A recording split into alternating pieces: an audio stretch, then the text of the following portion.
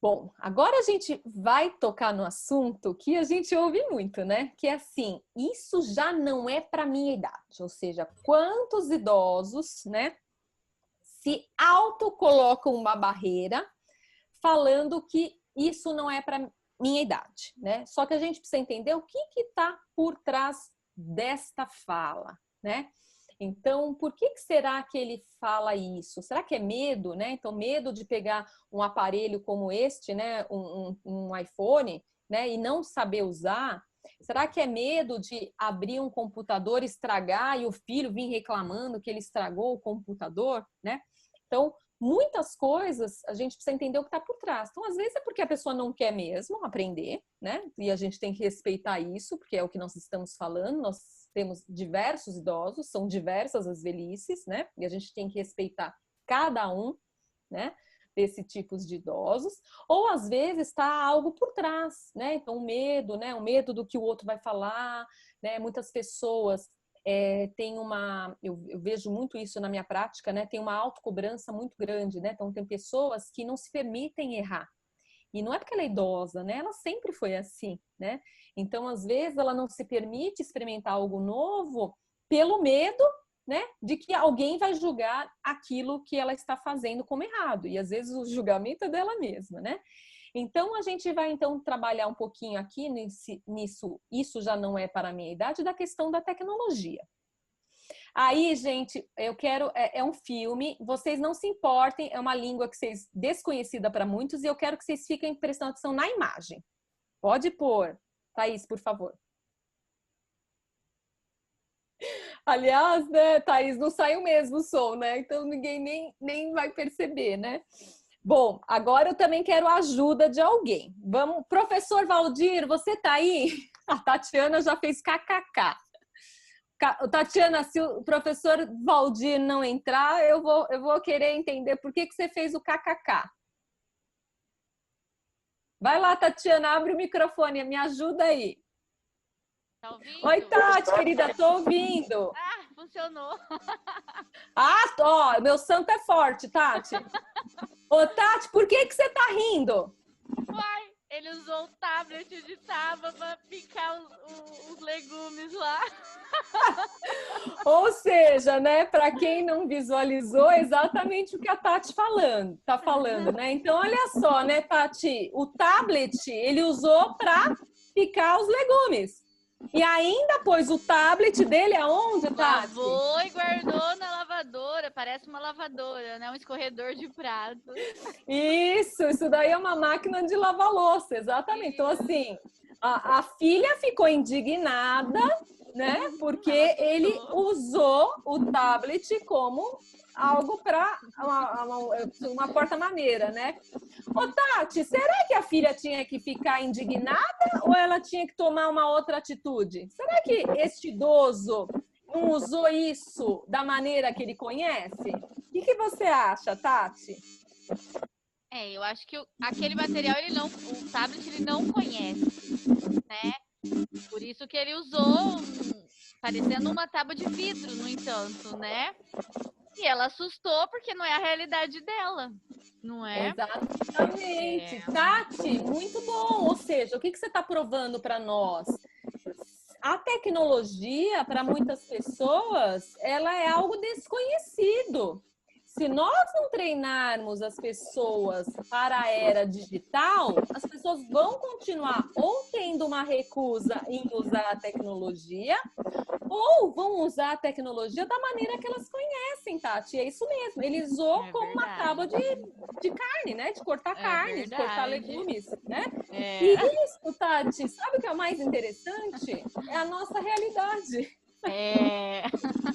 Hoje eu acho que ele estaria mais familiarizado, né? Com essa pandemia, eu acho que ele já estaria mais familiarizado. Então, perfeito, Tati. A gente vai falar exatamente sobre isso, Tati. Fica observando o próximo slide. Próximo slide, Thaís, por favor. Então, olha, Tati. Alguém está falando. Quem será? É o Valdir que está falando. Eu estou à sua disposição. Valdir! Ai, Valdir, fica comigo então, Valdir. Estamos aí. Valdir, olha que interessante. Isso aqui é é uma reportagem, né? Dizendo que, ó, uma reportagem praticamente nova, final de 2018, ó. Idosos são o grupo que mais cresce entre os usuários de internet, aponta uma pesquisa do PNAD de 2017, né? E aí, nessa reportagem, eles entrevistaram a Patrícia Anderson, de 61 anos, né? Onde ela faz parte justamente desses idosos, né? Que até a Tati comentou, que realmente está mais inserido em termos de tecnologia. E olha que quão terapêutico ela usar a tecnologia foi para ela. Gostei muito porque já não fico tão isolada em casa. Compartilho o que gosto com parentes e amigos da minha faixa etária e marcamos mais encontros do que antes. Além disso, consigo conversar e ver minhas netas e me sinto mais próxima delas. Professor Evaldir, me responda a pergunta. Pois não. Você concorda comigo que se a gente der, né, instrução digital para os nossos idosos, eles, assim como a Patrícia, conseguir se comunicar, será que não é uma maneira da gente diminuir o isolamento entre os nossos idosos, professor Valdir? Olha, Gislaine, a meu ver, essa é uma situação muito complicada. Para o idoso que não teve conhecimento de informática nenhum, não é difícil isso daí. Eu, por exemplo, em algumas empresas que eu trabalhei, a tecnologia estava chegando e eu estava saindo da empresa. Eu só fui mesmo ter contato quando eu fui para uma instituição que me deu conhecimento. Então, para dar aulas para os meus alunos, eu tinha que aprender a matéria, tudo que se referia àqueles alunos, ao conhecimento dos alunos, para depois passar para eles. Então, eu já não tenho tanta dificuldade assim. Mas mesmo assim, eu tenho muita dificuldade. Por exemplo, aqui com o smartphone, eu tenho uma dificuldade tremenda na hora de o microfone ligar, muda de tela e eu tenho que procurar onde eu estava, voltar. E não é só você, professor Valdir. Aliás, professor Valdir, ó, parabéns para o senhor por ter pego esse desafio e continuado. E professor Valdir, fique com a gente que eu vou mostrar justamente o que vai de encontro com o que o senhor está falando. Então, como que a gente dá material para as pessoas 60 mais? E não é nem os 60 mais, né, professor Valdir? Vamos cá para nós, né? As pessoas, às vezes, aos 30 já se impedem de aprender algo novo, né? Exatamente. Eu, com 75 anos, eu procuro estar sempre me atualizando. Agora, eu tenho parentes que com 50 anos estão completamente desatualizados e não querem se atualizar de jeito nenhum. Exatamente. E aí a gente vai ter que entender o porquê, né, professor? E olha que interessante, a Thaís está dizendo aqui que concorda com o senhor e ela tem 37 anos, hein? Tá vendo? Ou seja, o que vocês estão me dizendo? Às vezes, o que é bom para o idoso é bom para todo mundo, né? Olha que interessante. Professor Valdir, agora eu vou mostrar as próximas telas, tá bom? Obrigado, querido, por compartilhar a sua informação. Então, olha que interessante. Obrigado, querido. Então, olha só, isso aqui foi algo de uma discussão, né, no Congresso Brasileiro de Educação em Engenharia, que ele fala sobre a inclusão digital, interação do idoso com o computador e a internet. Então, o que eles falam, né? Da importância da inclusão digital na terceira idade. Aliás, vamos até mais além, né? Da inclusão de todas as pessoas na questão digital, né? Vimos agora, recentemente, a questão do Covid, né? As pessoas tendo, né, que batalhar por um dinheirinho para sobreviver e tudo foi feito através de computador, né? E aí, quem não sabe usar essa tecnologia, o que faz, né? Fica excluído. Então, essa discussão, né, que foi feito no Congresso de Blumenau, né, fala o seguinte, que a tecnologia da informação, e aí eles colocam a sigla de TI, tá? Está cada vez mais entrelaçada em nosso cotidiano.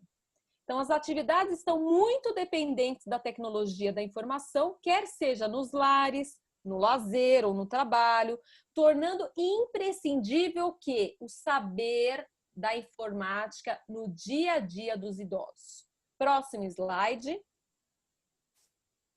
Então, vamos imaginar que nós vamos ter políticas públicas para fazer a inclusão dos nossos idosos.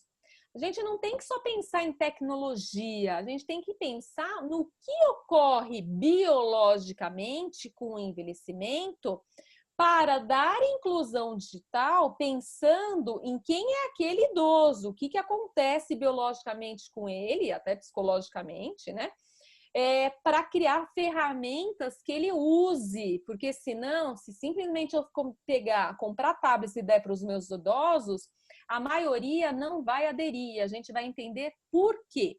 Então, primeira coisa, porque com o envelhecimento ocorrem algumas alterações nos olhos e na visão. Então, quem tem 60 a mais, né, ou está se aproximando aí de 60, eu até posso me incluir, né? Porque eu já estou com os meus óculos para ler de perto, vocês vão entender o que acontece, né? Que eu tenho o braço curto, que eu brinco, e nós vamos entender o porquê.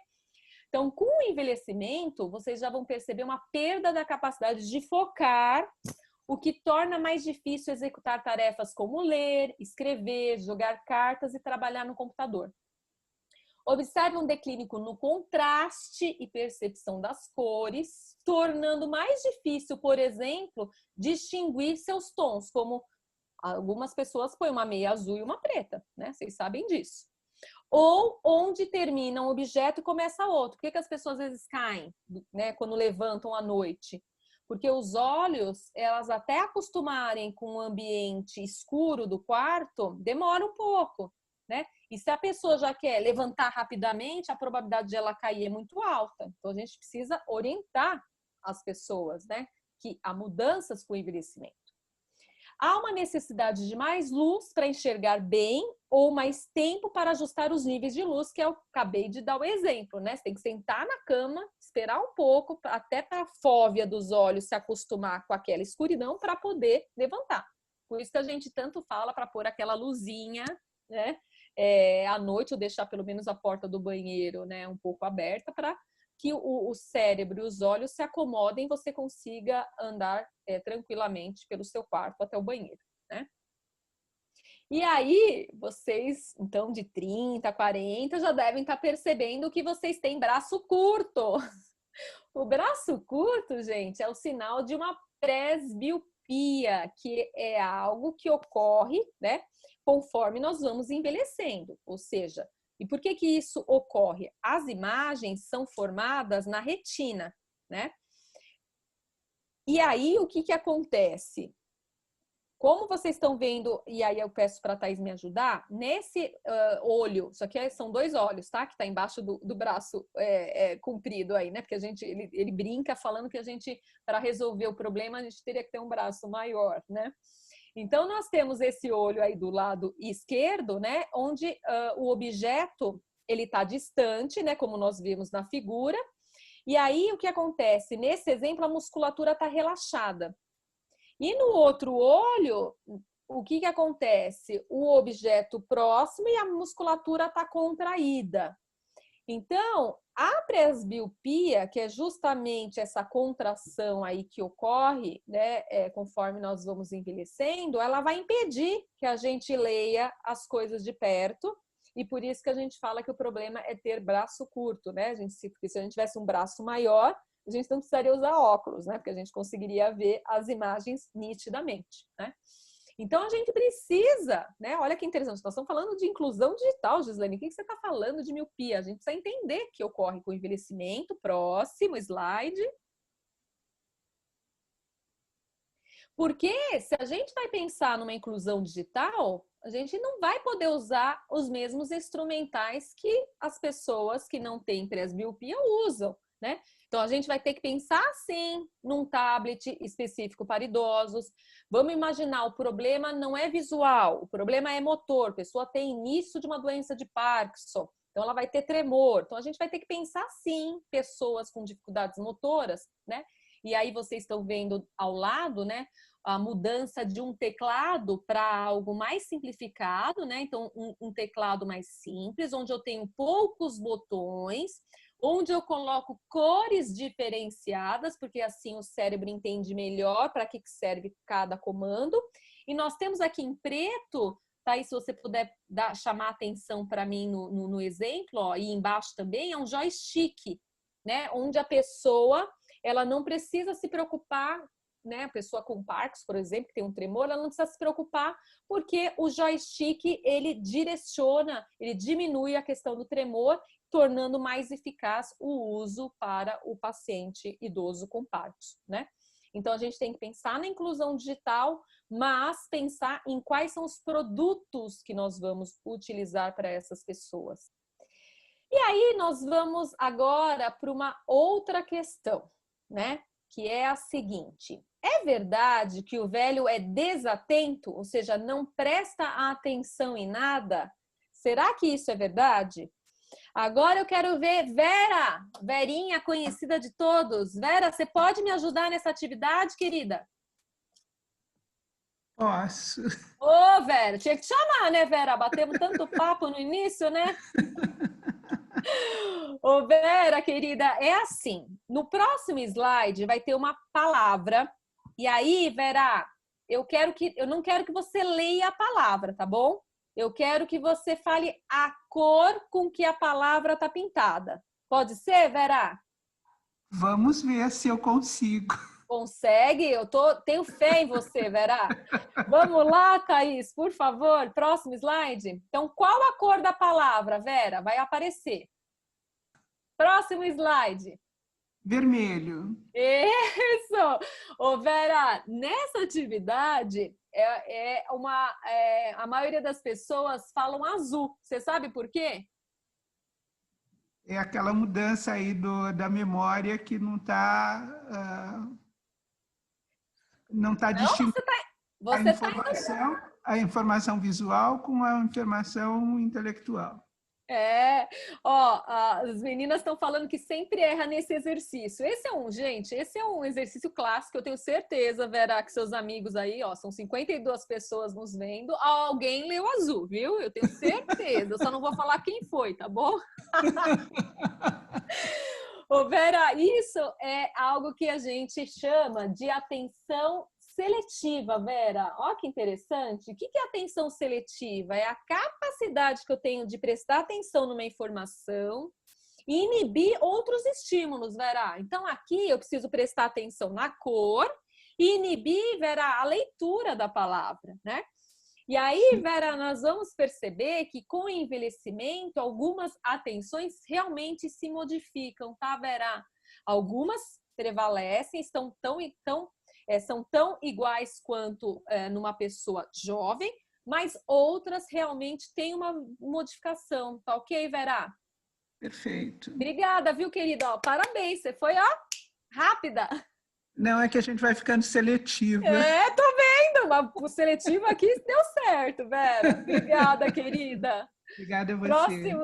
Obrigada. Próximo slide.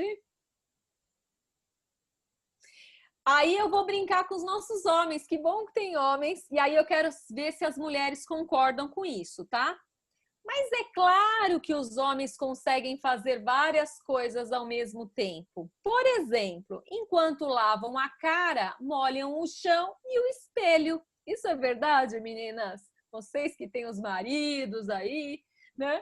Eu brinco, viu, meninos? Que assim, nós mulheres somos a maioria, então a gente pode fazer essa brincadeira. Mas, gente, é só uma brincadeira, né? Porque toda regra tem uma exceção, né? Não é todos os homens que têm uma dificuldade em fazer mais uma atividade ao mesmo tempo, que é o que nós chamamos de atenção dividida, tá bom?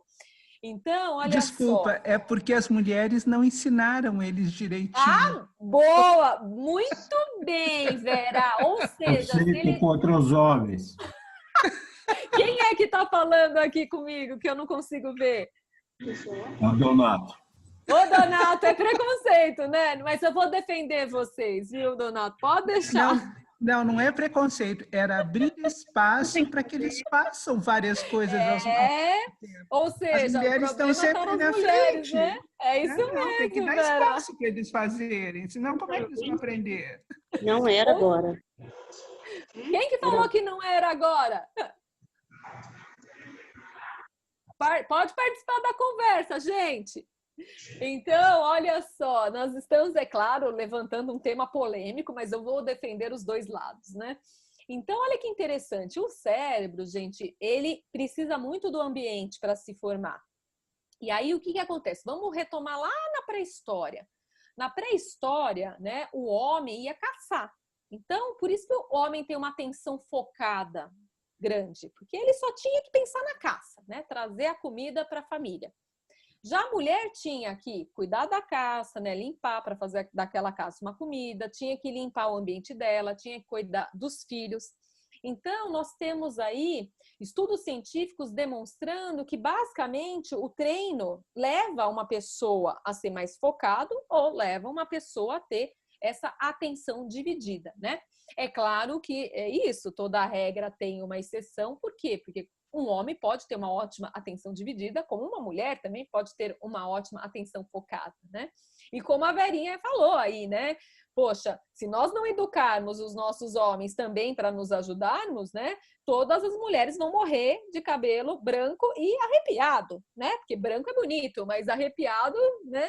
Não fica tão legal, não é verdade? Então, a gente precisa novamente, quando pensar em ações para o idoso 60 a mais, entender essas modificações. Então, olha só, assim como a memória nós não temos um tipo, a atenção também nós não temos um tipo, nós temos vários tipos, né? Em áreas, principalmente dessa região daqui da frente do cérebro, que a gente chama região pré-frontal. Então, nós temos a atenção seletiva, a sustentada, a alternada, a dividida. Então, o que é isso, né? O que muda com o envelhecimento?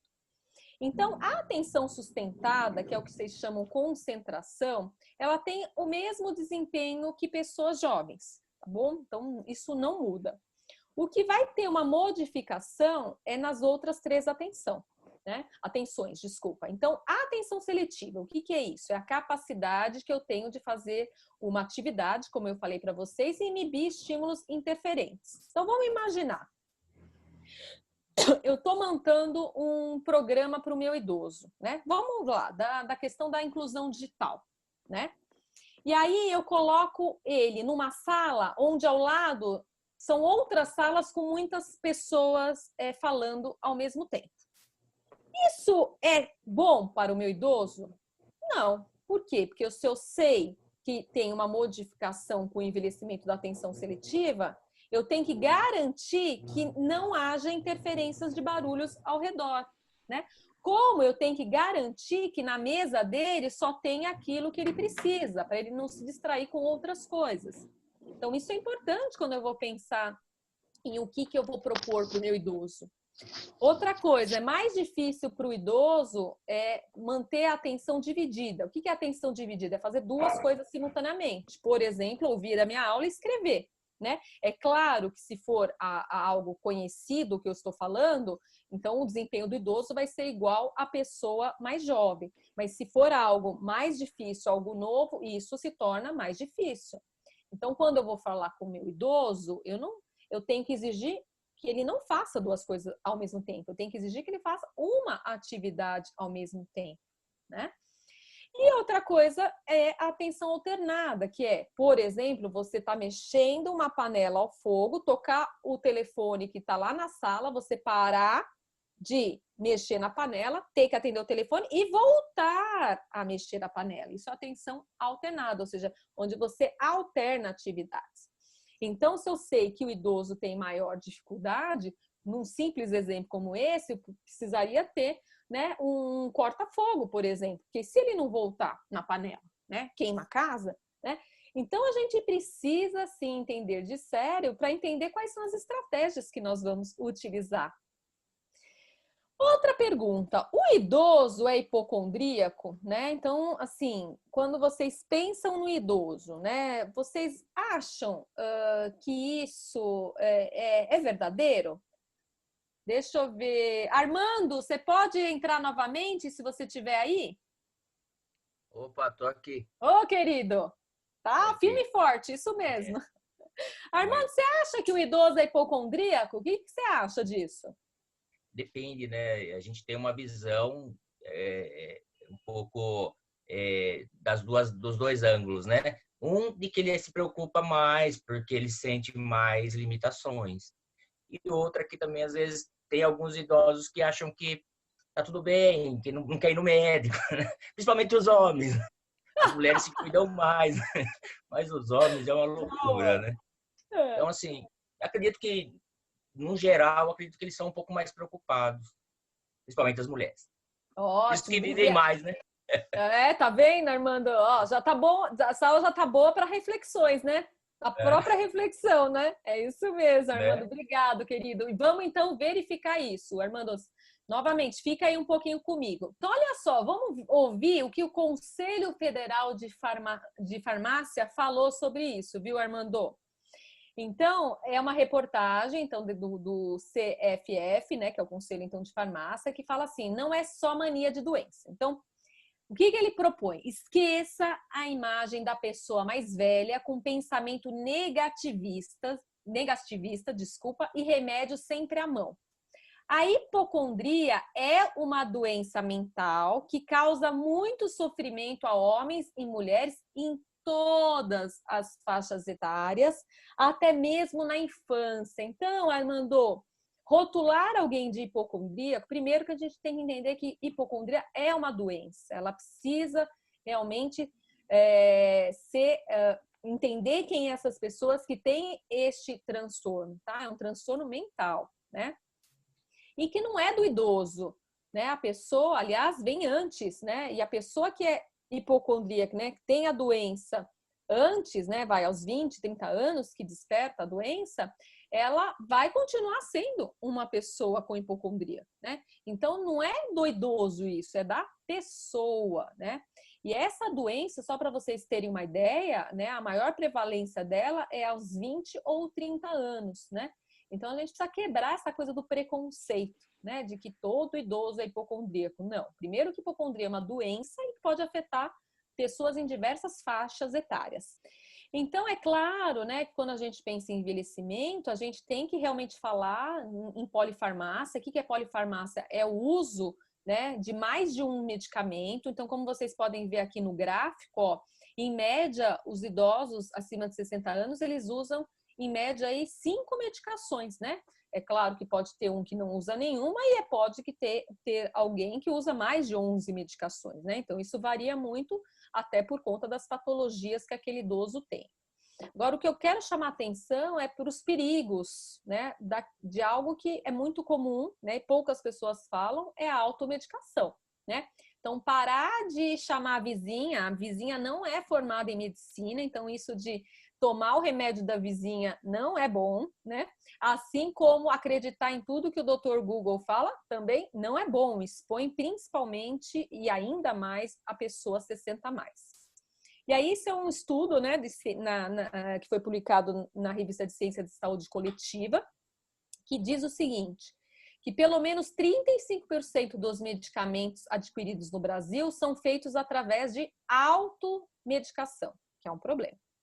Os medicamentos respondem por 27%, então quem se automedica, 27% se intoxica, né? 16% levam à morte, né? Além disso, 50% de todos os medicamentos que são prescritos, né, dispensados ou usados inadequadamente. Por exemplo, as pessoas não sabem o que fazer com um medicamento vencido, né? As pessoas não sabem aonde deve refrigerar o medicamento. Quantas vezes eu fui em casa dos idosos e eles colocam o medicamento que eles tomam na cozinha do lado de um aparelho que está quente, por exemplo, de um forno, em cima da geladeira. Não pode, isso muda a química do remédio.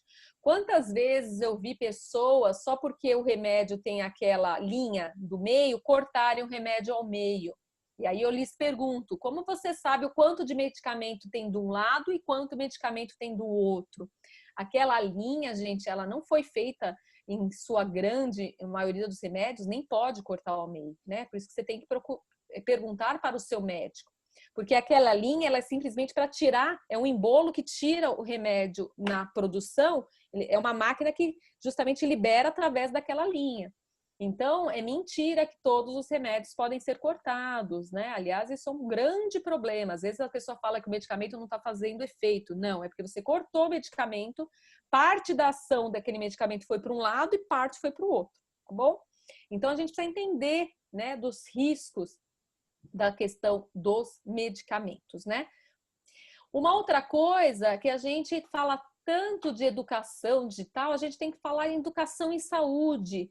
E a gente precisa ensinar para as pessoas que nem todo mundo é alfabetizado. Ou seja, a grande maioria, né, da população, principalmente da população SUS, tem baixa escolaridade. Então, por que, lhes pergunto, ainda nós temos receituários feitos pela maioria dos médicos e profissionais da saúde, escritos se a pessoa nem sabe ler?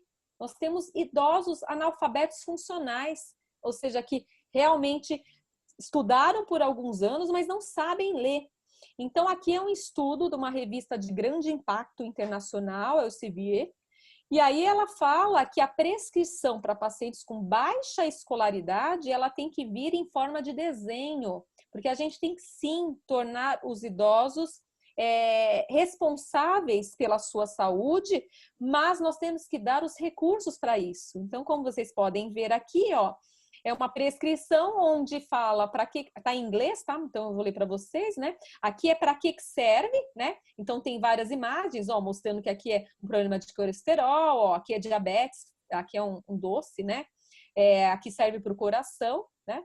E aqui a tomada do remédio, também por imagens, ó. Se eu tô falando que é para tomar antes do café da manhã, né? Eu tenho uma imagem de um sol ainda saindo, né? À tarde ou à noite, né? E olha que legal, e eu coloco a imagem do remédio para a pessoa não ter dúvida de qual remédio tomar. Então, eu preciso dar aparatos para a pessoa, quando eu quero falar assim, ela tem que tomar cuidado com a sua autogestão em saúde. Mas ela não vai ter isso se ela não ter as ferramentas necessárias para isso. Aqui é outra questão que a gente tem que tomar, né? Então, se o paciente idoso, está tendo perdas visuais, né? Eu preciso de uma bula que seja com letras grandes, né? Se o paciente ele é cego, né, de nascença ou teve a cegueira, né? Então aqui embaixo do lado esquerdo ao final, eu tenho o medicamento em braille. E se o paciente tem um problema auditivo, por que não usar algo que fora do nosso país já se usa, né? Os Script Talks, que são o quê? Como vocês podem ver na imagem acima, são esses aparelhinhos que a gente chama estação, né? Do Script Talk, onde você coloca o remédio e ele fala o nome do remédio, como usar o remédio, quais são os efeitos colaterais. Por que não a gente não instituir isso nas farmácias? Aí vocês podem falar para mim, Gislaine, porque nas casas só alguns pacientes vão ter condições de comprar, realmente. Mas se nós tivermos disponíveis na farmácia, o que acontece? O idoso pode colocar o remédio, ouvir para que serve os efeitos colaterais e pode gravar com um celular simples. Então, ele pode gravar, sim, as instruções que o Script Talk está dando no celular e ouvir várias vezes, né? Então, isso é algo de adaptação a todas as pessoas.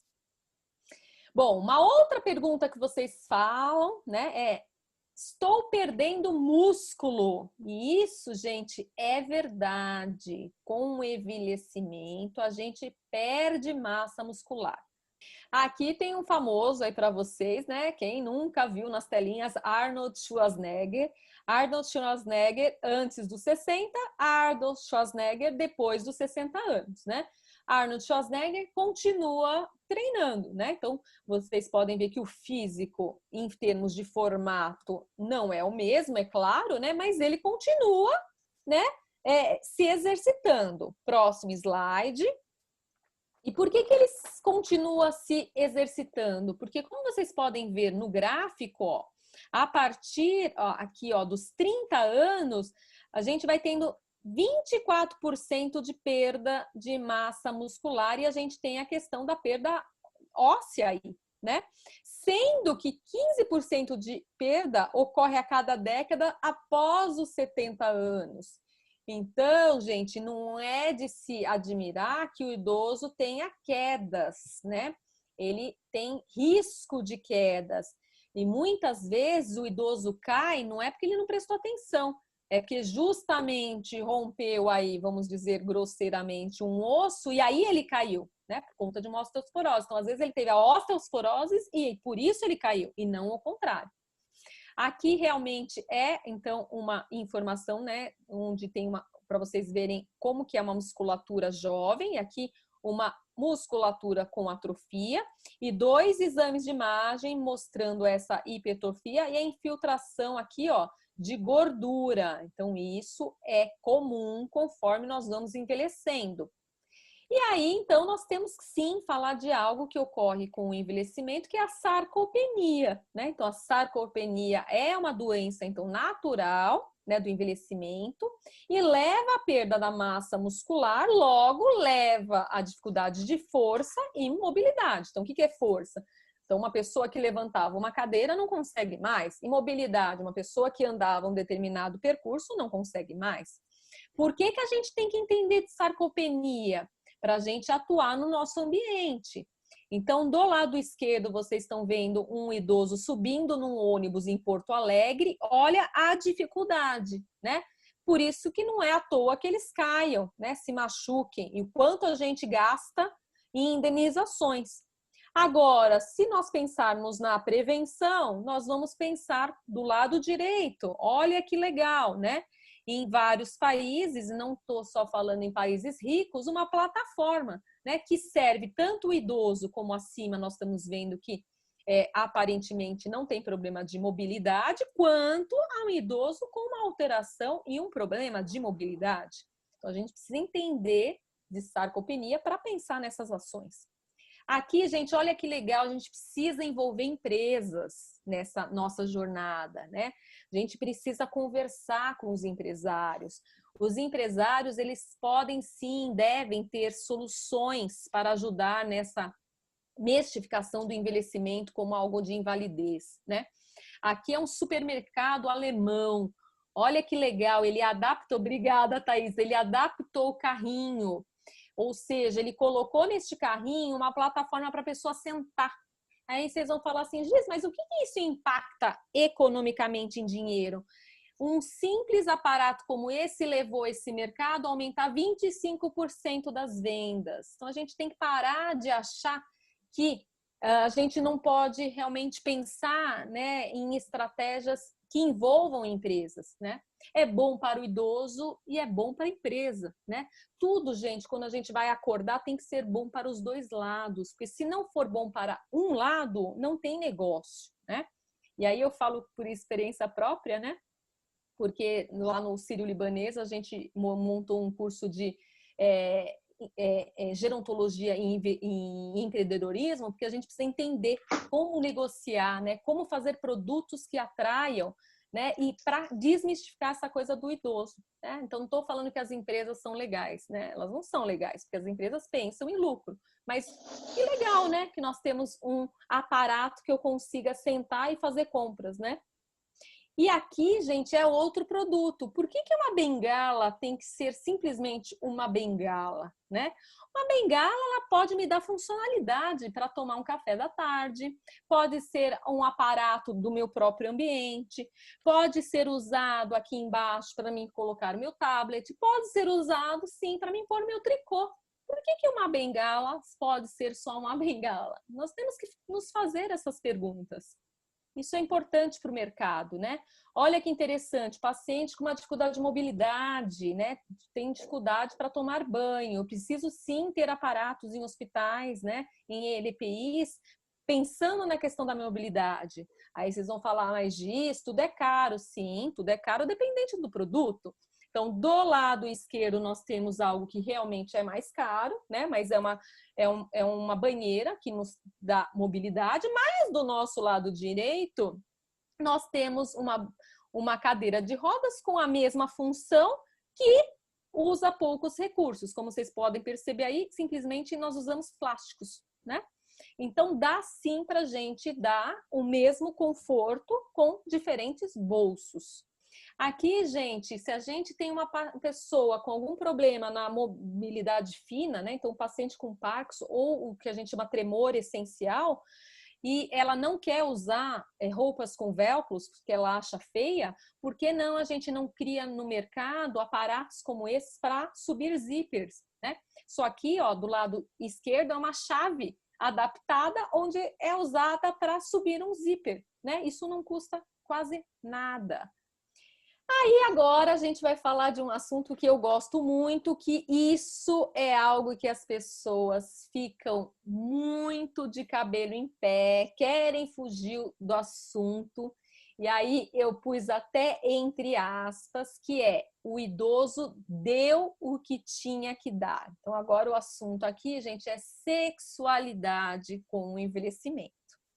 Bom, nós temos que nos despertar quando falamos de sexualidade e envelhecimento, que nós não temos um tipo apenas de sexualidade. E sexualidade, gente, é diferente de sexo, tá?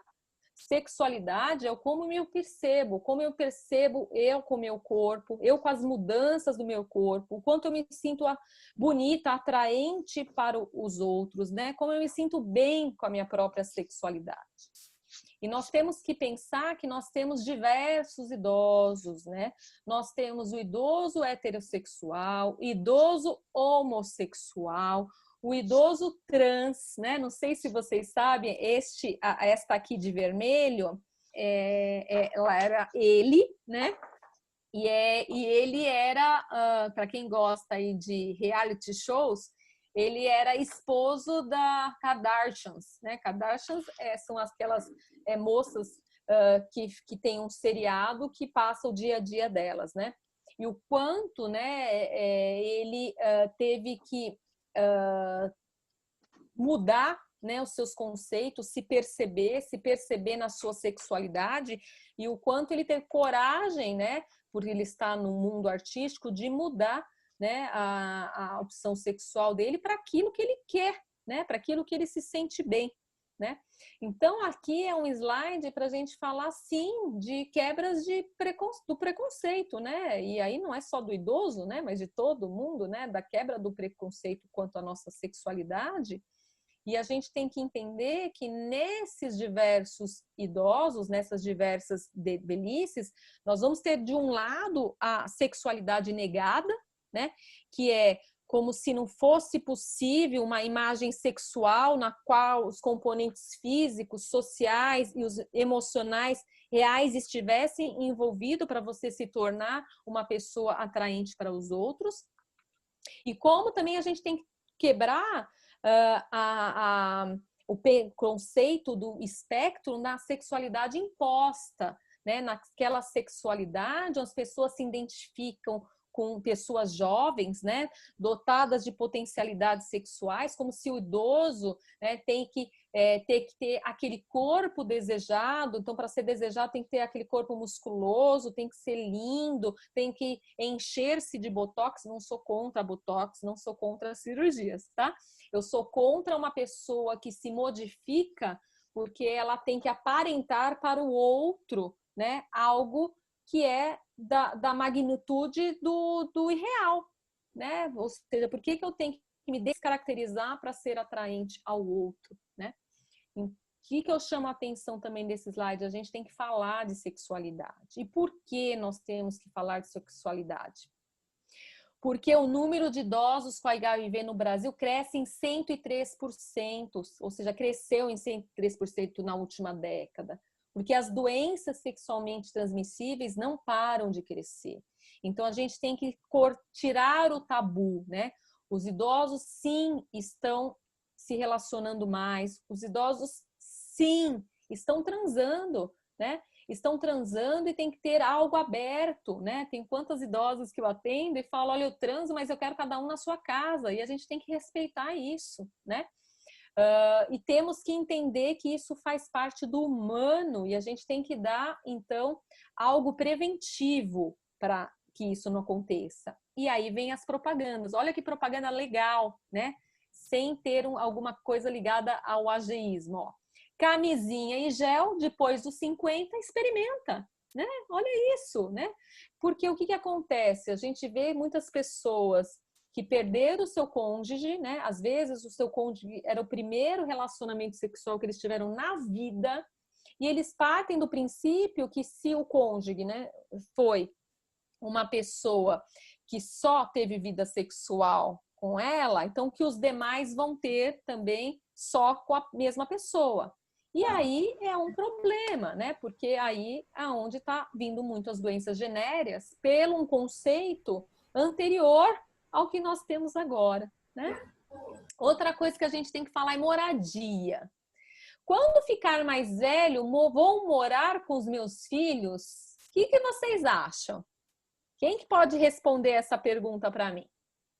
Posso falar então, Gislaine? Pode, querido, pode falar. Olha, hoje em dia é muito difícil que os idosos, no final da sua vida, vão ser cuidados pelos seus filhos.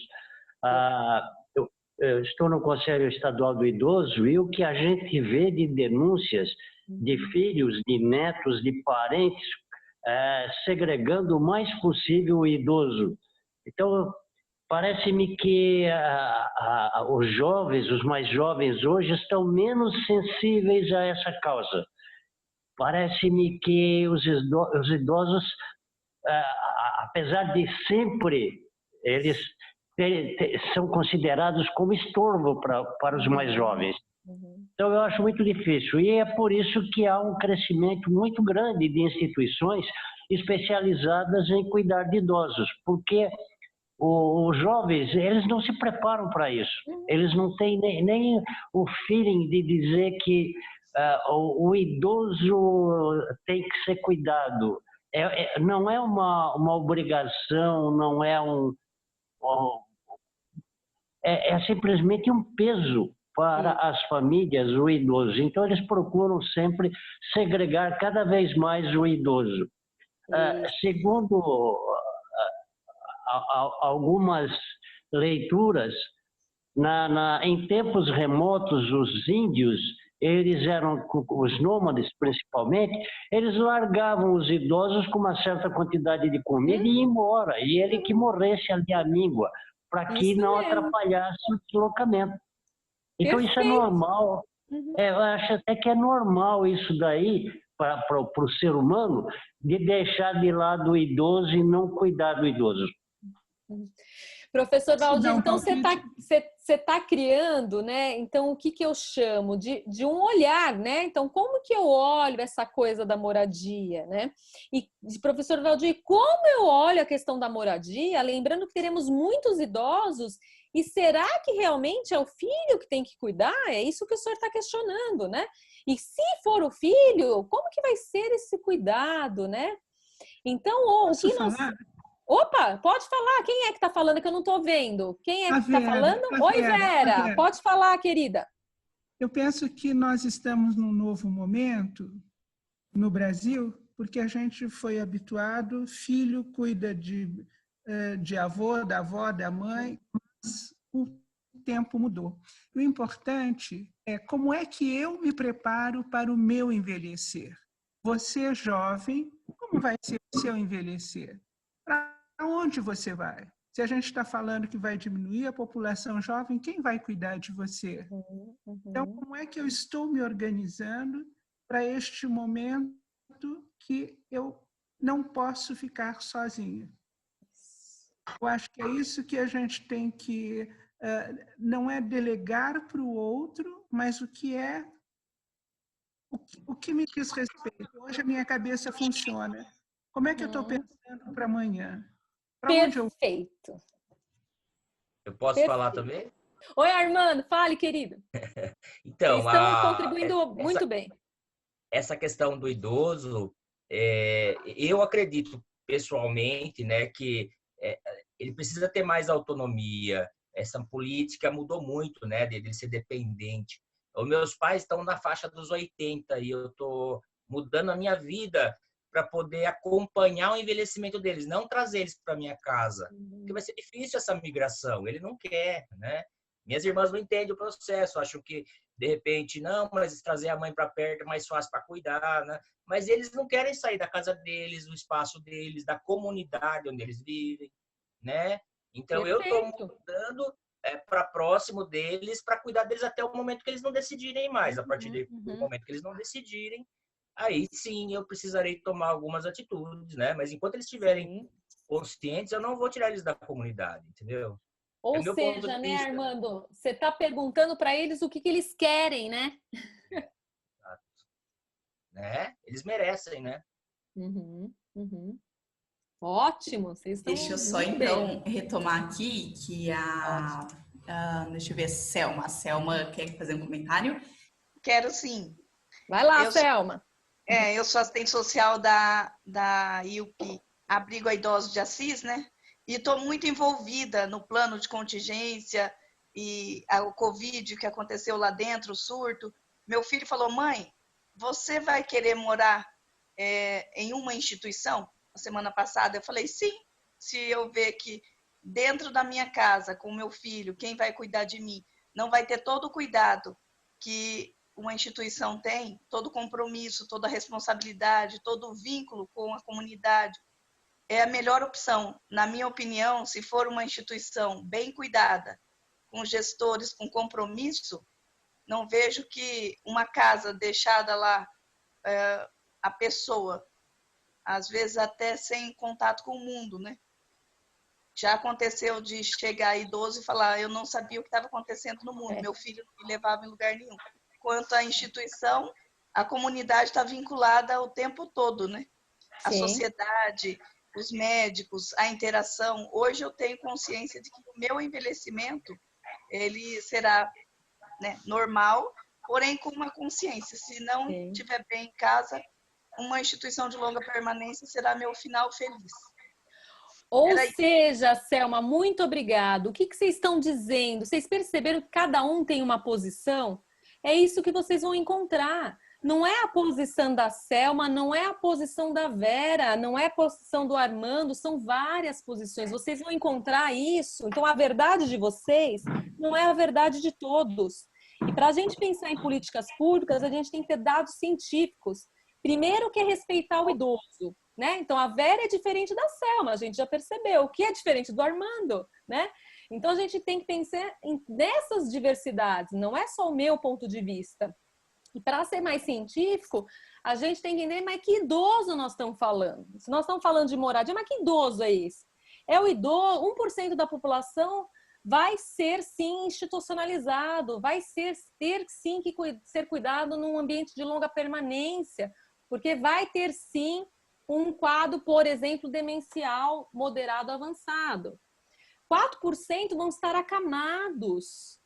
15% já são idosos parcialmente dependentes, então não necessariamente precisamos de uma instituição para eles. E 80% dos idosos vão ser independentes.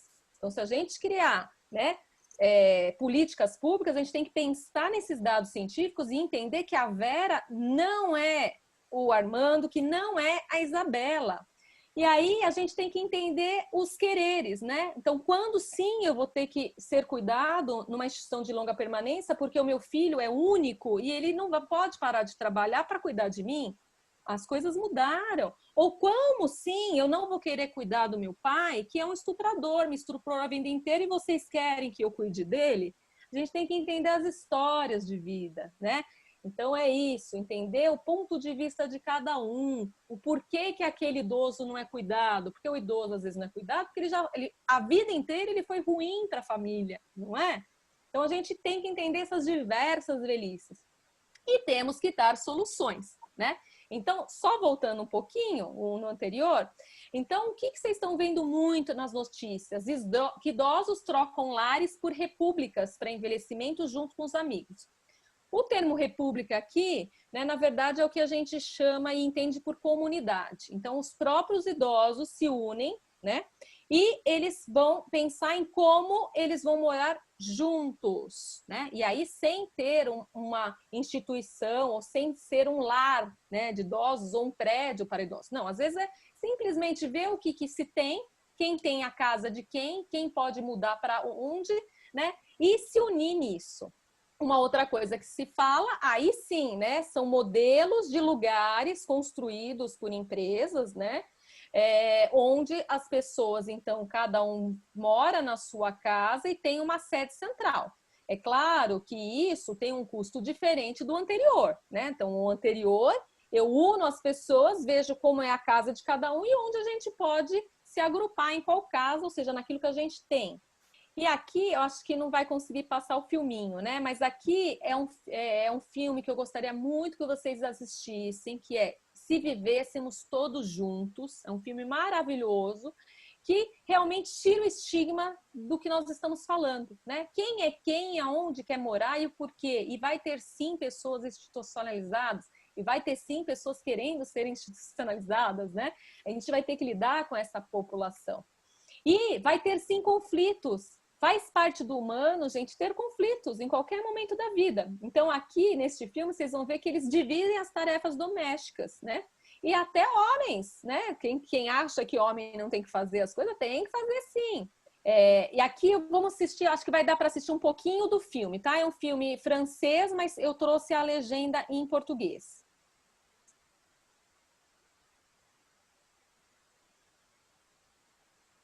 Ficou sem o som, gente, mas não tem problema. Observem a legenda, tá bom?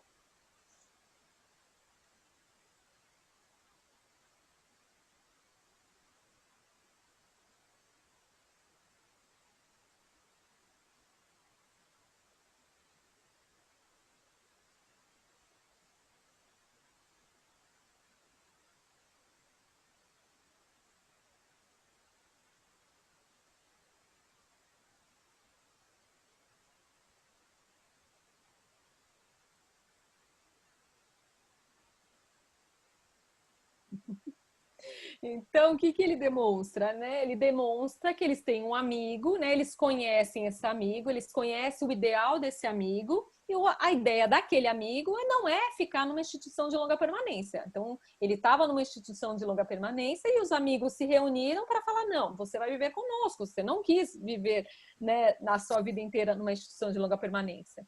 E aquele é um personagem, como vocês vão ver, que ele não tem problema cognitivo, ele tem simplesmente um problema de mobilidade, né? Mas demais coisas ele faz, né? Então, por exemplo, no filme vocês vão ver ele passando aspirador na casa em cadeira de rodas. Esse é um que não está em cadeira de rodas, né? Mas o que eu quero dizer com isso, né? A gente precisa entender quem são esses idosos, o que eles podem e não podem fazer, e quanto dá para negociar, né?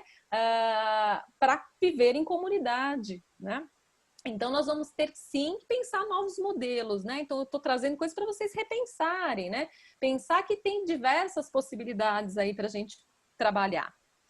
E aí, gente, eu vou trazer algumas coisas, assim, muitos a questão de erros na mídia, né? Então, quando nós estamos trabalhando com envelhecimento, né? E a gente quer diminuir a questão do preconceito, né? Ou ter uma quebra aí, né? Do ageísmo, a gente tem que tomar cuidado com aquilo que a gente publica, né? Com aquilo que a gente cria, né? Em termos de políticas, como a gente passa essas políticas, porque a gente tem que, como vocês viram, entender que nós não temos um idoso, nós temos vários, né? Aqui mesmo a gente viu diferentes pensamentos, né? E como que a gente vai ter que chegar num modelo em comum e pensar naquilo que vai ser benéfico para a maioria. E existem muitos erros na mídia que perpetuam o ageísmo. Então, aqui é uma reportagem, né, dessa revista O Tempo, né? E aí ele fala assim, geração com mais de 50 anos revoluciona a velhice. Daí põe um subtítulo, né? Gerontolescência descreve pessoas nessa faixa etária que revivem comportamento jovem, mas especialista teme infantilização. Então, olha só, se a gente está querendo realmente falar o que é o velho, o que é o idoso, para que a gente vai usar uma palavra que não foi nem boa quando a gente falou de adolescente? Nenhum adolescente já gosta de ser chamado de aborrecente. E se eu estou falando dos 50, 60 a mais, gerontolescência, a pessoa 60 a mais não é adolescente, né? Então, o quanto as mídias sociais trazem nomes que acabam acentuando o ageísmo. Aqui, a mesma coisa, olha que interessante, é uma atitude super legal, tá falando de emprego, mas o título é assim: estas velhinhas trabalham no auge da terceira idade. Com projeto de reinserção do idoso no mercado de trabalho, redes de pizzarias com 10%, conta com 10% de funcionários idosos. Então, olha que interessante, uma reportagem super legal, né, falando de inserção do idoso no mercado de trabalho, e o tema é essas velhinhas trazendo ageísmo, né? Aqui, outra reportagem. Enxergar o mercado sênior como algo homogêneo é um dos 5 erros estratégicos das marcas, né? Então é isso, não temos um idoso, temos vários idosos. Políticas públicas têm que ser para os diversos idosos, produtos têm que ser para os diversos idosos, né? E assim seja no público ou no privado. Na comunicação, eles não querem o aspiracional inatingível, tampouco estereótipos, né? Então, olha só, é um idoso praticando a sua atividade física com características de idoso, né? Então, isso são imagens adequadas quando a gente quer falar de envelhecimento. Diferente dessa imagem, né? Reportagem sobre o idoso e fala que todo idoso volta a ser criança e infantiliza o idoso com essa bicicletinha. Tá errado, né? Tá errado. Tá passando uma imagem errada do que é ser idoso. Ou isso, né? Nós vamos colocar os nossos idosos numa cúpula, né? Eles são inatingíveis, eles não podem ter voz para dizer aonde eles querem morar, se eles querem ter vida sexual ou não. É uma imagem deturpada do envelhecimento. Olha isso, Galileu, revista que muitas pessoas compram. A cura do envelhecimento, né? O anti-age que eu tô falando para vocês, né? Quantos médicos que não entendam de envelhecimento pregou o anti-envelhecimento, pílulas e dietas, tratamentos com células-troncos, né? O que é isso? É contra? Nós não podemos envelhecer? Nós temos que ter os estereótipos de jovens, né? Essa é uma revista, a Luri, que é uma revista de grande impacto americana, né? E a revista ela é referência no mundo todo quando o assunto é beleza. E a norte-americana, então, que é a revista Luri, acaba de anunciar uma novidade para lá de maravilhosa. A redação decidiu não utilizar mais em suas reportagens o termo anti-idade, seja para se referir a produtos, procedimentos ou qualquer tema abordado pela publicação. Então, isso sim é uma atitude adequada quando nós queremos quebrar o ageísmo. Em compensação, a amiga Vogue, né, que traz, né, agora pessoas na capa, né, no caso a Jane Fonda, ela está querendo chamar atenção para o envelhecimento, só que dentro da revista está repleto de anúncios de anti-rugas, né? Então, olha que discrepância. Ela realmente vai falar do envelhecimento, traz a Jane Fonda aí para a gente pensar no envelhecimento e tem um monte de propaganda anti-age, né? E agora, gente, para finalizar, né, eu sei aí que a ideia, então, quando a Luísa, a Thaís e a Juliana me convidaram, não foi para fechar nenhum assunto, né? Foi talvez, eu acredito nisso, abrir a mente de vocês para pensar no envelhecimento, né? E que bom que nós estamos em grupo e que bom que, né, deu tempo de algumas pessoas falarem alguns pontos de vista, para a gente entender que mesmo dentro do nosso grupo as opiniões são divergentes, né? E que bom, né? A questão é que a gente vai ter que pensar nessas diversas divergências, né? Pensar então nesses diversos idosos, né? E chegar a um ponto comum para pensar em estratégias de produtos e serviços, né? Porque senão, se a gente também só ficar com as nossas divergências, a gente não anda, né? E para pensar em produtos e serviços, então a gente tem que entender os diversos tipos de idosos, né? Temos que entender que há sim produto para a pessoa de classe A, B, C, D e E. Há sim estratégias, né? De como falar, como tirar a questão dessa, como nós nos pronunciarmos na mídia para falar do que realmente é envelhecimento, de falar do idoso, de falar realmente do velho, né? Porque são termos adequados, sim. O grande problema é que foi colocando muito estereótipos nessas denominações, né? E aí, é claro que eu sei que a maioria vai ter que sair, mas assim, eu quero que, agora eu vou deixar aberto para vocês, que eu quero saber qual idoso você quer ser, tá? Então, o primeiro idoso, por favor, o slide. Você quer ser essa idosa? Então, aos 117 anos, nordestina desafia o Guinness Book como a pessoa mais velha do mundo. É essa idosa que você quer ser? Ou você quer ser essa idosa? Então, idosa emplaca hit nas paradas britânicas com cover de Sinatra, né? Então, ela é a Margaret Make, de 83 anos, e ela bombou com gravação de Frank Sinatra. Próximo. Ou você quer ser o Mike J. Fox, não sei como vocês lembram, né? Esse aqui é o ator do De Volta para o Futuro, né? Que agora ele é um idoso. E eu quero saber, e ele está se reunindo com um amigo dele, Christopher Lloyd, né? Que também fez o filme para De Volta para o Futuro, e se encontram para uma noite de pôquer, né? Então, eu quero saber qual desses idosos vocês querem ser. Então, pensem um pouquinho, decidam. E se eu agora falasse para vocês o seguinte, então vocês já decidiram por um dos três, certo? Agora, e se eu falasse para vocês, dessem mais dados para vocês decidirem? Aquela idosa que saiu com hits nas paradas, ela tem demência, ela tem Alzheimer, né? Então, vocês queriam ser essa idosa com demência que emplaca hit nas paradas britânicas com cover de Sinatra? Quem escolheu Michael J. Fox, vocês continuariam querendo ser como ele? Michael J. Fox, ele foi diagnosticado com doença de Parkinson, né? Então, ele está envelhecendo com a doença de Parkinson.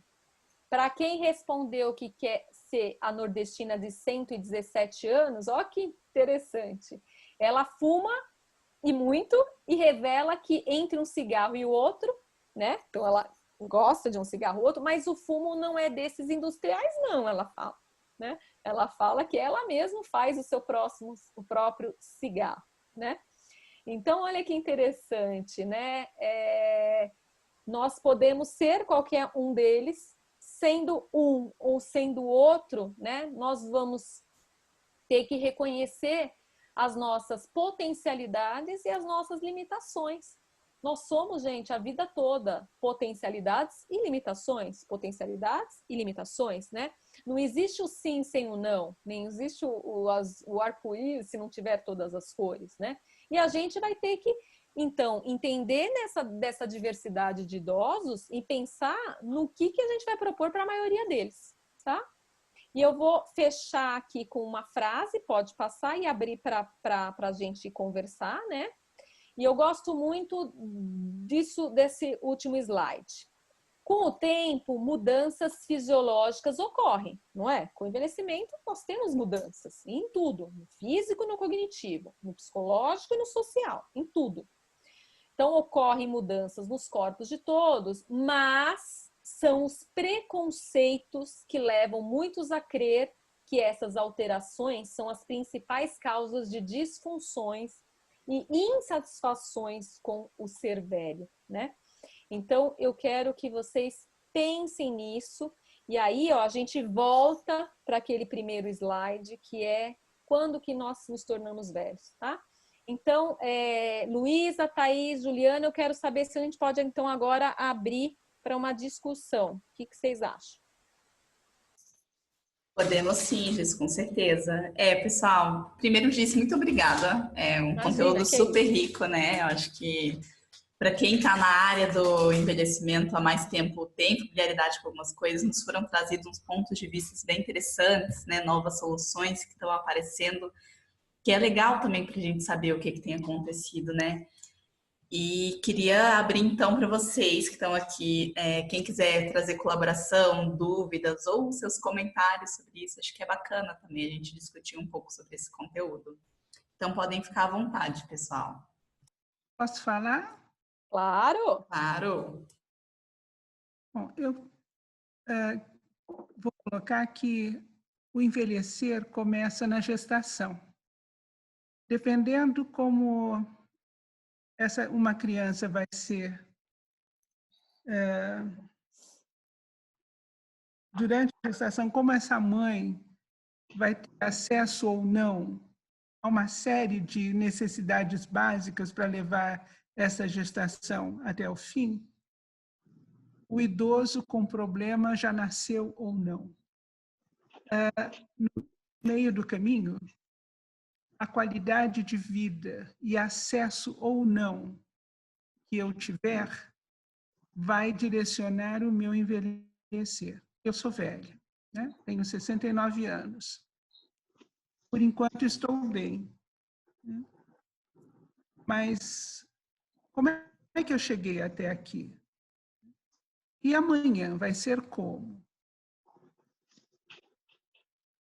E na medida que eu não penso nisso, né, que não me preocupa, num país onde a gente tem uma boa parte da população analfabeta, semi-analfabeta, sem acesso a uma série de coisas, como é que vai se envelhecer realmente no nosso país? Está todo mundo preocupado com tecnologia, com computador, tá? Que velho é esse? Vai usar toda essa história. Quando a gente pensa em política pública, e eu tenho que pensar em todos, mas o que é que a gente tem? Eu vi uma criança em Brasília na porta da Câmara vendendo balinha, com menos de 10 anos. Uma criança num setor nobre de Brasília, em frente a uma casa de leis, onde tem uma lei que diz que criança não pode trabalhar, onde tem uma comissão da criança e ninguém vê essa criança. Como é que ela vai envelhecer? Se ela sobreviver daqui 50 anos, como vai ser essa velhice? Se a gente não cuida hoje da base, nós temos todas as teorias, mas como é que é a realidade no nosso país? E isso a gente precisa estar atento. Nós estamos vivendo esse momento da pandemia que está nos mostrando que Brasil é esse que nós temos. As pessoas não estão morrendo por causa do Covid. Elas morriam antes porque não tinha atendimento, a gente não tem profilaxia, né? As pessoas ficam na fila esperando para ser atendidas. Sem ter Covid, as pessoas estão morrendo. As pessoas não têm água, mas não é problema meu, eu tenho água em casa. Então, eu penso que nós estamos vivendo um momento muito importante, um momento para repensar como será depois deste Covid e como é que nós vamos envelhecer nesse país. E o que é que nós vamos fazer para envelhecer nesse país? Para todos. E se eu não aceito o meu envelhecer, ninguém vai me aceitar. Começa comigo, dentro de mim. Obrigada. Ótimo, muito bom, perfeito. Enaura, eu concordo com a Vera e acredito também que uma das ações que nós teríamos era investir muito nas políticas públicas para a educação das crianças, para que a gente consiga ter, e é óbvio que o que a Vera falou é imprescindível, né? As condições de saneamento, as condições de moradia básicas, e nisso tudo educação, para que nós possamos, se não nós, pelo menos os futuros velhos, né, terem melhores condições. E parabéns aí pela apresentação e pelo conteúdo. Obrigada. Gislaine, fica um pedido aí, aquele curso do Sírio, de envelhecimento e empreendedorismo, tem uma, tem uma versão digital também, tá? Vou falar lá, pode deixar. Obrigada, querida. Obrigada. E até, né, complementando aqui o que vocês estão falando, né, o que vocês estão falando realmente é o que a gente tem que pensar, né? Uma coisa que a gente discute muito com os jovens é A partir do momento, né, que a gente levantou todas essas problemáticas, a gente começa a trabalhar com as soluções, né? Porque a gente sabe que isso é de berço, né? Como a Vera falou, né? Então, quando a Vera fala assim, nascemos com algo pré-programado, é verdade, né? Doenças como o câncer são pré-programadas, estão lá, né, na base da nossa constituição, do nosso cromossômica, né?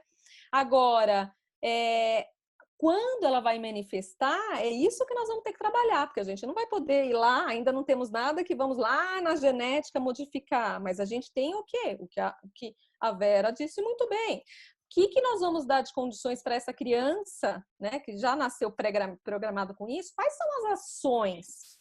Porque eu vejo assim, né, a gente precisa sair muito da questão do pensamento e ir para as ações, porque o que muda uma realidade são ações, né? Então, quando a gente propõe, né, criar esse grupo tão seleto aqui, que eu vejo, né, de pessoas, né, tão engajadas, e admiro, né, porque é isso, a gente tem que se engajar, é o que em cada um que tem um pensamento, né, e a gente tem, cada um aí na sua realidade, no seu município, conhece, né, os idosos de todas as faixas etárias, né, de todas as condições sociais, né, o que nós vamos propor para eles, né, nas nossas condições, né? Porque é isso, um menino da favela foi no MIT e ganhou o prêmio, ou seja, nas condições dele, que ele tem lá quase nada, ele mostrou que dá para mudar a realidade. Então, como que nós vamos mudar a nossa realidade com o que temos, né? É o que eu brinco em reabilitação. Né? Me dê um lápis ou uma xícara e eu avalio um cérebro, né? Então, isso não pode ser algo que impeça a gente de criar ações, né? Claro que hoje eu estou no Sírio, mas eu não trabalhei sempre no Sírio. Eu venho do Hospital das Clínicas e da Santa Casa, né? Para mim, idoso é idoso, né? E eu tenho que entender a realidade desse idoso e criar soluções, né? Então, em reabilitação, eu crio soluções para um idoso que mora num cômodo e eu crio soluções para um idoso que mora num palácio, né? Então, a gente tem que entender como é esse idoso biopsicossocial e trabalhar com algo que são ações, né? Ações e que, claro, que consigam abranger a maioria dos nossos idosos, né? Nossa, né? Porque muitos Legal. aqui, isso, né? Tem aqui a Marisa Aparecida, ela tá com um símbolo de mãozinha levantada, e aí eu queria saber, Marisa, se você quer trazer o seu ponto de vista e colocar o seu comentário aqui pra gente. Eu quero. Primeiramente, boa tarde já, né, a todos e a todas que estão aí. Quero primeiro, assim, parabenizar. Eu tive acesso a esse convite porque eu sou estou, né, presidente do Conselho Municipal do Idoso de Votuporanga, interior de São Paulo. E dizer que, né, eu fiz a minha pesquisa de mestrado em 2004, onde eu falava da importância da renda do idoso para os pequenos municípios e o quanto isso interfere na renda né, na atividade do município, porque no município que eu pesquisei, que representava na época 27,5% dos municípios brasileiros, isso correspondia a quase que 50% do orçamento público também, né? E assim, tudo que foi dito pela Gislaine e foi, né, reforçado e atualizado, eu venho batendo, né, desde muito tempo, que eu também dou aula, sou assistente social de formação, e a gente trabalha essa questão do idoso, de fortalecer a questão da rede de apoio, a questão desse olhar diferente, porque o olhar do idoso é aquele olhar coitado, o olhar doente, né? Foram temas magníficos, assim, fiquei encantada com a fala, porque tudo que foi dito é o que a gente tem que batalhar diariamente, reforçar, né, via política pública. E a gente está lutando ainda, né, no município, eu não sei quantos estão aqui, para garantir vaga de estacionamento, né, em supermercado, em pontos, porque eles não não garante, né? As pessoas não respeitam. Então, assim, a gente está tão longe da legalização ainda, está tão distante. E aí, quando eu ouço tudo isso, como é bom que muitos lugares já evoluíram, já está avançando, e que a gente está realmente valorizando esse idoso, vendo que estamos garantindo, né? Pouquinha coisa, mas estamos, né?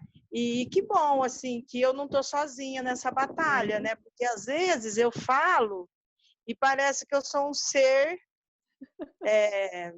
extraterrestre, né? E eu fiquei encantada com tudo. E eu gostaria muito, não sei se é possível, de ter pelo menos as referências dessa fala, né? Por ser professora, a gente gosta disso. Sim. A indicação de filmes foram excelentes, eu também trabalho com esses filmes. E tem um que eu amo, que é A Parente a Serpente. Serve para muitos de nós trabalhadores, né?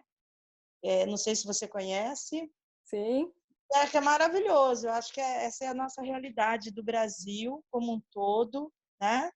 Ainda mais nos pequenos municípios, porque passa por políticas públicas e os nossos governantes locais não têm nada e nenhum interesse nem visão do que é o envelhecimento, né?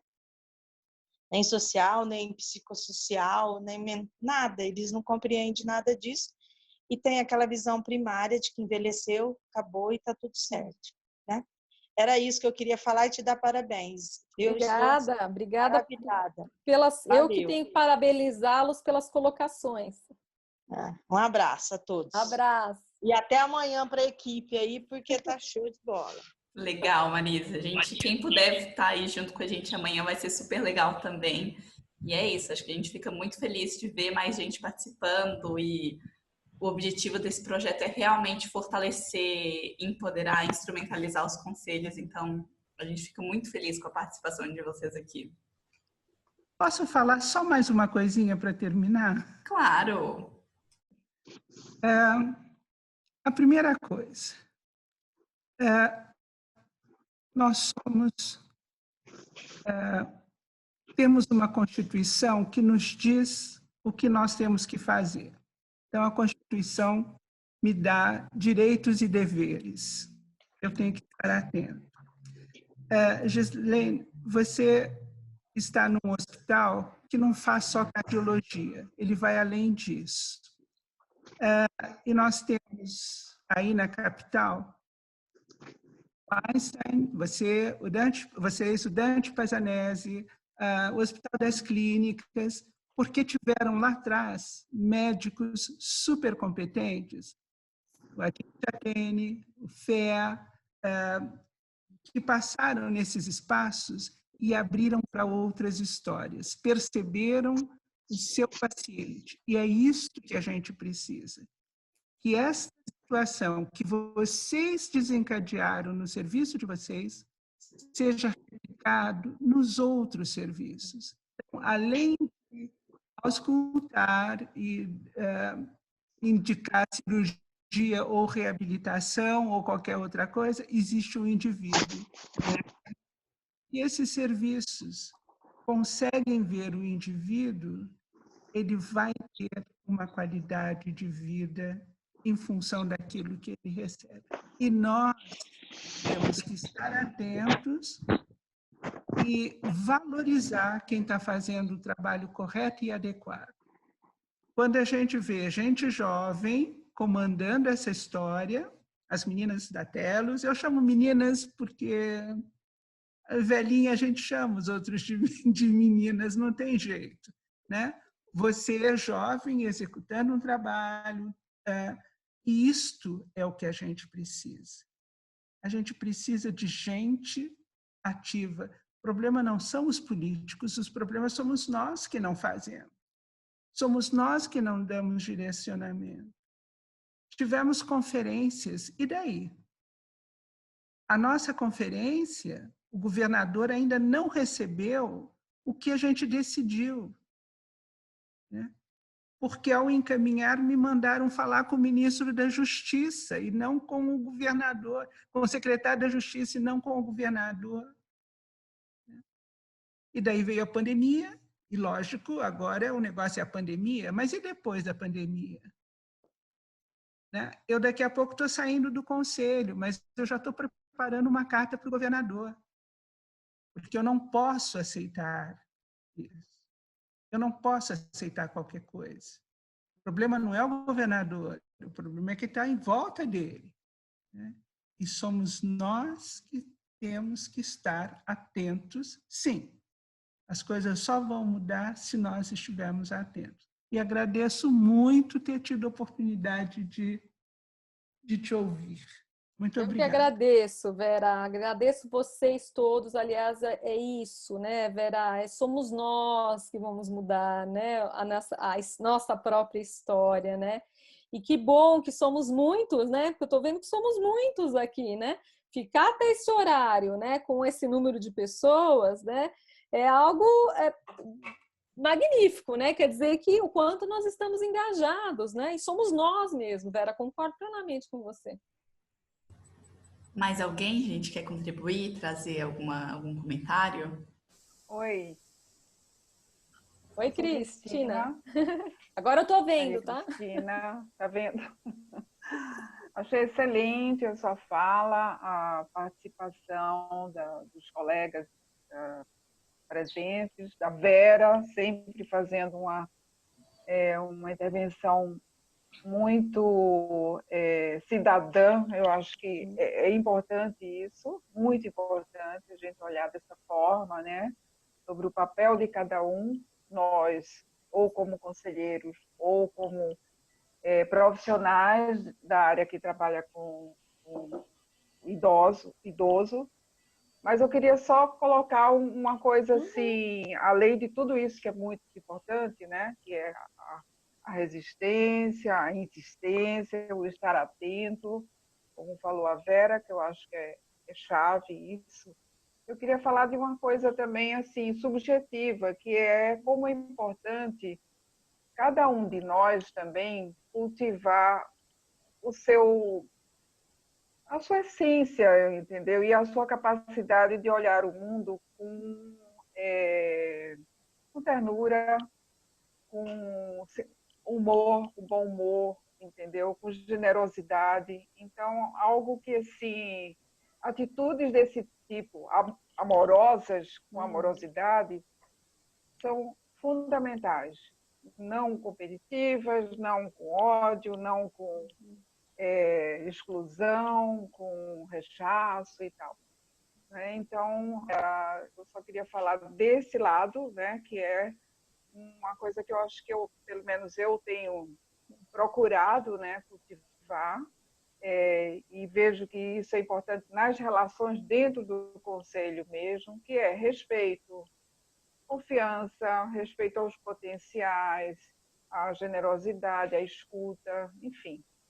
Eu só queria falar isso e agradecer muito, Gilene, e a Telos pela oportunidade Cristina, de estar aqui. Eu que agradeço, Cristina, e é isso, né? Eu falo que vocês já perceberam, né? Eu falo muito com as mãos, né?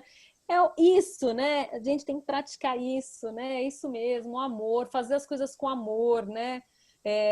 Quando as meninas me convidaram, eu gosto muito de dar aula, que assim, eu falo, olha, eu tenho que passar amor nessa aula. Porque se eu passo amor, né? As pessoas vão querer saber o que é envelhecimento, vão querer comprar a causa do envelhecimento, né?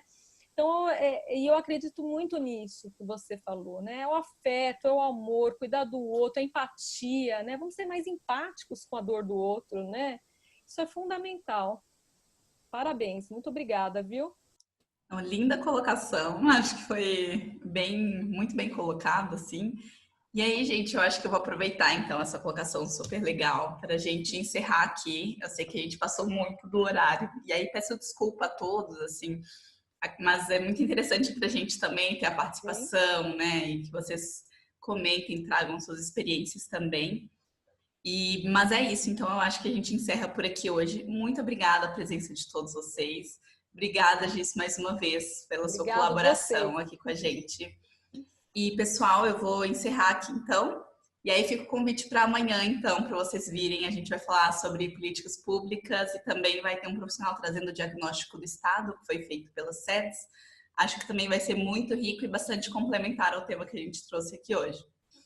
Então, um beijo, gente, e até amanhã. Muito obrigado por tudo, obrigado mesmo. Um beijo no coração de cada um.